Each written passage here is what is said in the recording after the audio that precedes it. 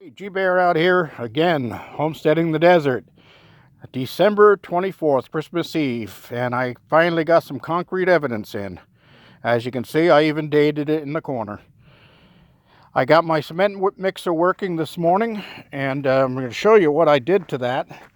I tried taking the cover off to get to that bearing, and my problem was that the bolts are so bad, I broke one off right there. So, you see this one right here, what I did was I drilled a hole in there with a self-drilling screw, hex head, and then I filled that cavity up with oil. And then I put the screw back in. And then I flipped this thing over, and as you can see, there's a lot of rust showing right there. I turned it on, and lo and behold, it worked just perfect.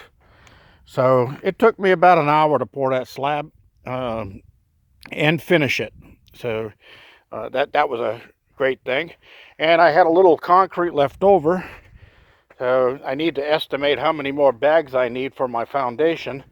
So what I did was I poured the corners here, and I got my desert rebar laid in there, as you can see, and I poured the four corners to anchor it. Now, to anchor it up against the existing cabin, what I did was I drilled right through the block, this block, into the other cabin block, and I put in a 4-inch by 1/4-inch concrete screw, and then I wired my rebar to that screw so that that's locked in also. Now, tomorrow I'm going to take a little time off here because it is Christmas Eve, so I'm going to wrap this up early so I can go and relax inside. I need to take a shower because I got splashed by concrete.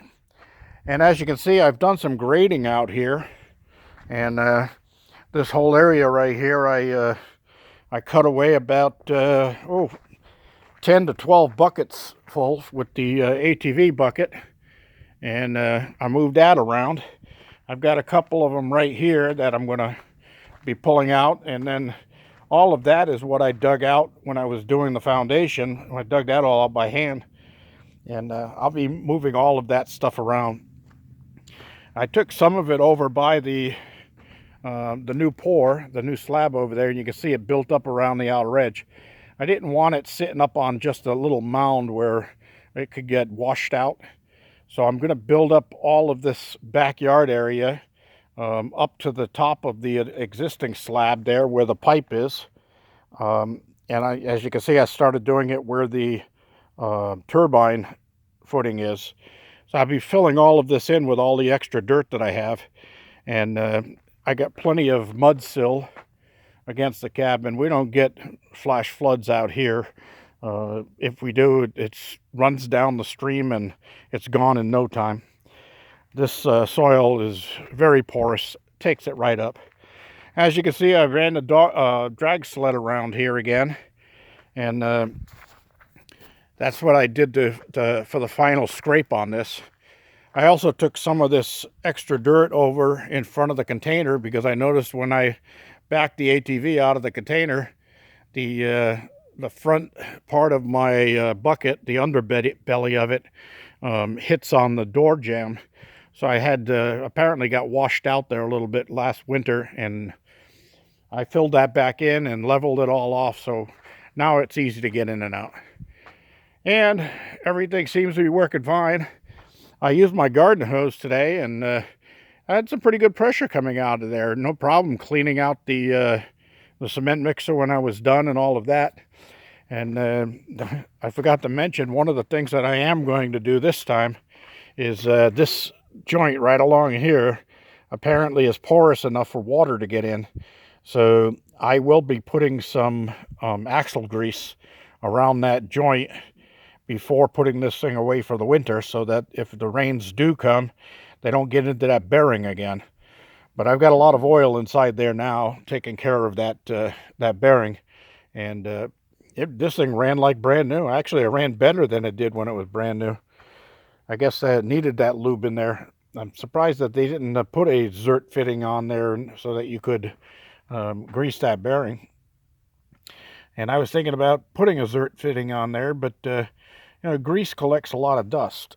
And if I'm going to do it, I'm going to do it on the outside where I can wipe it off and clean it and not have to take the whole thing apart to get to the grease that's all coagulated inside. Anyway, that's it for today. Merry Christmas to everybody. I don't know if I'll shoot a video tomorrow or not. I may take a ride on the ATV. I may get out here and work that shovel over there and do some trenching and get this other 3-inch pipe into place. And if possible on Tuesday, I will run into Home Depot and pick up a few more materials that I need. And I think I've got enough to do here. I've got to get everything cleaned out of that container and organized, because if the hammer falls and I have to move out by the end of February, first part of March, I've got to have enough room in that container to store 34 years worth of stuff that I have stored up at my house over the period.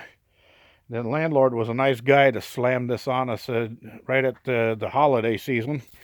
And that's what I'm out here for. I'm trying to get everything ready so that I make the final move up here. And I don't really have to have the room addition to move up here. The cabin is self-contained, and I've got my little bed in there. My brand new mattress is very comfortable. I sleep like a baby, and I can survive inside the cabin, no problem. The room addition is just to make things a little bit more comfortable, give a little bit more space, and if I have anybody come up to visit, they don't have to eat dinner in my bedroom, which is the one-room cabin right now. So it looks like I'll be getting a lot done this year. Finance is available. It's quite expensive. I figure I'm going to need about $3,000 to $5,000 just to finish that room addition up to where it's in the same condition as the cabin, with the insulation and the drywall and the electrical and all that stuff. So that's it's not cheap, and living on Social Security and little odd jobs here and there, hey, it's hard.